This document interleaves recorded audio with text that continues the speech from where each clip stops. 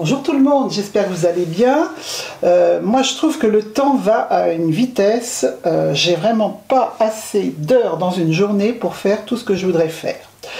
Enfin bon, on se retrouve aujourd'hui pour parler December Daily. Tous les ans, je fais un December Daily. Vous pouvez d'ailleurs trouver la vidéo de celui-ci sur la chaîne, c'est celui de l'année dernière. Là j'avais utilisé des pochettes à l'intérieur d'un classeur. Voilà, donc ça reprend tous les événements marquants du mois de décembre. Et cette année, j'avais envie de changer un petit peu de format. En ce moment, j'aime beaucoup utiliser les Traveler Notebook. Et j'ai donc commandé sur Internet le kit Traveler Notebook de chez Studio Calico, le kit spécial Noël.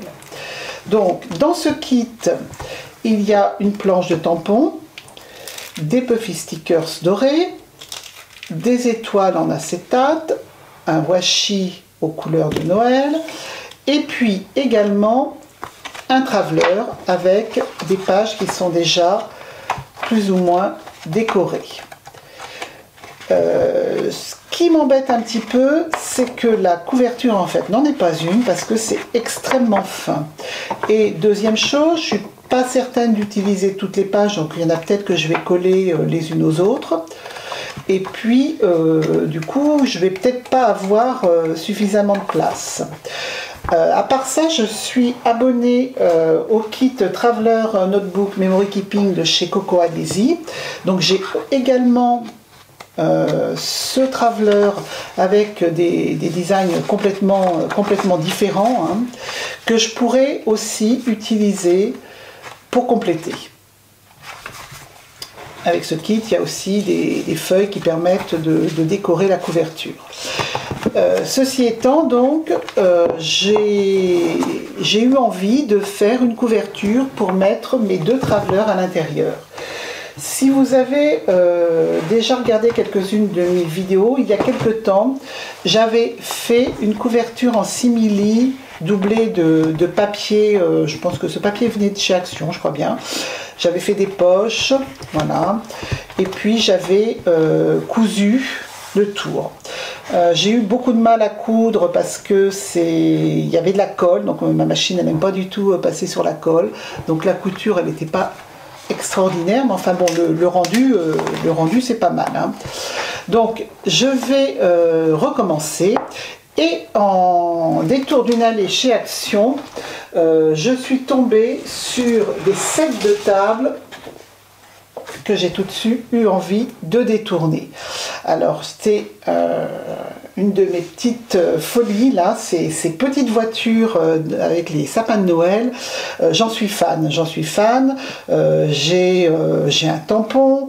Cette année j'ai trouvé ça chez Action aussi, je l'ai acheté. J'en ai une autre un peu plus grosse. J'ai un die. J'ai à chaque fois qu'il y a du papier de Noël avec ces voitures, je craque dessus. Donc là je me suis dit que j'allais essayer de faire la couverture DTN avec ce set de table. Donc pour ça j'ai repris un gabarit que j'avais parce qu'il faut vraiment ne pas se retrouver avec juste un petit bout de voiture sur la couverture et puis tout le reste sur la tranche. Donc ce gabarit va me permettre de voir exactement où je peux me placer pour avoir le maximum de la voiture sur la couverture avant. Au niveau hauteur, on voit que c'est vraiment cette partie blanche qui va, partie blanche et je vous montre la rouge, cette partie blanche qui va être prise pour le TN. Donc si je me mets au bord là, je me rends compte que sur l'avant, je vais avoir jusqu'ici, la tranche se trouve là et le reste sur l'arrière. Donc je pense que je peux difficilement faire mieux parce que si je me recule par ici, là je vais avoir du rouge d'un côté, ça va pas être joli. Donc je vais me mettre au ras du blanc ici. Je vais positionner en bas, alors plutôt vers le bas parce qu'ici il y a Merry Christmas, donc je vais le garder. Je vais positionner donc mon gabarit plutôt vers le bas et je vais venir découper mon set de table autour du gabarit. Une fois que j'aurai fait ça, je vais voir si je peux doubler le set de table avec une feuille de cardstock rouge. J'ai essayé avec de l'imprimé, mais là, peut-être que vous le voyez au travers. Tiens, je vais mettre ça en dessous. Voilà.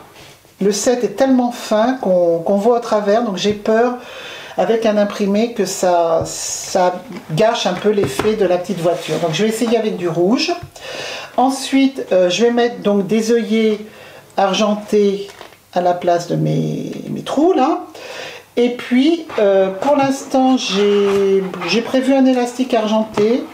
Je verrai ce que ça donne. Si ça ne me plaît pas, moi, je mettrai autre chose. Hein. Donc, je vais découper. Je colle tout ça et je reviens vers vous dès que c'est prêt.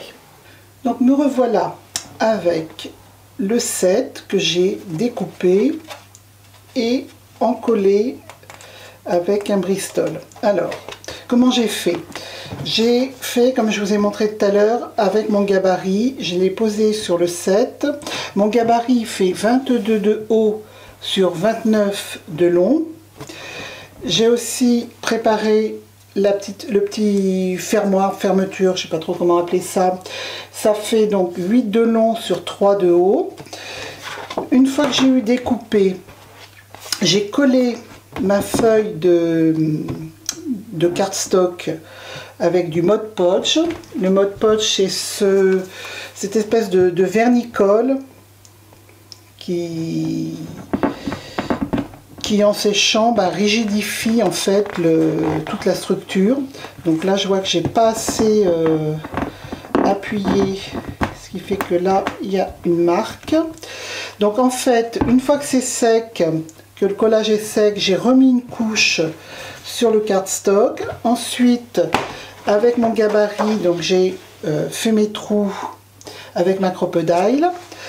J'ai mis mes œillets avec la crocodile, j'ai fait la même chose sur le fermoir et maintenant on va venir mettre l'élastique pour tenir les carnets. Alors l'élastique, on va ressortir, on va passer par de l'intérieur. L'intérieur, on ressort par le trou du milieu. Et on va aller à peu près jusqu'au centre. On prend l'autre extrémité. On fait sortir par le trou le plus à gauche. On repasse par le trou du milieu. On remonte par le trou du milieu du haut. Donc là mes trous sont assez gros, donc je peux facilement passer mon élastique. On ressort par le trou qui est juste à côté. On repasse, on redescend jusqu'au trou extérieur droit en bas. On ressort par le trou du milieu en bas. Et on vient attacher les deux extrémités avec un double nœud. Donc il faut tendre, mais pas trop. Hein. Si on tend trop, regardez, ça vrille complètement le TN. Donc il faut avoir assez de souplesse, mais il faut que ce soit quand même assez tendu pour que ça puisse tenir vos carnets. Donc là, vous faites un double nœud. J'ai pris 1 mètre d'élastique, donc c'est largement suffisant. Donc après, je ne vais pas couper tout de suite parce qu'une fois que j'aurai mis les carnets, on va peut-être réajuster, retendre un petit peu. Donc pour la fermeture, ici, ben c'est pareil, je prends mon morceau d'élastique, je viens le passer dans le fermoir. Moi je souhaite ajouter une petite déco, mais je ne suis pas obligée de la mettre maintenant parce que j'ai des petits anneaux qui s'ouvrent, donc je verrai pour le mettre tout à l'heure. Donc là, c'est tout simple, vous entrez les deux extrémités, donc je vais rentrer un grand morceau, puis après je viendrai couper, les deux extrémités dans le trou du milieu. Ensuite, eh bien, on voit de quelle longueur exactement on a besoin pour que ce soit fermé. Ça tienne les carnets à l'intérieur quand même. Voilà, je pense que comme ça c'est bon. Donc, je vais venir faire un double nœud ici.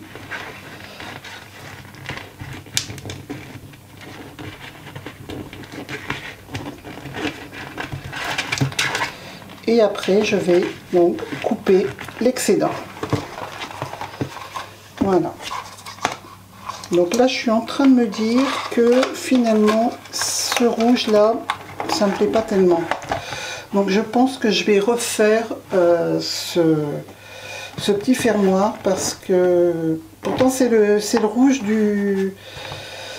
C'est le rouge du set de table, mais c'est la bande extérieure. Mais je trouve pas ça heureux.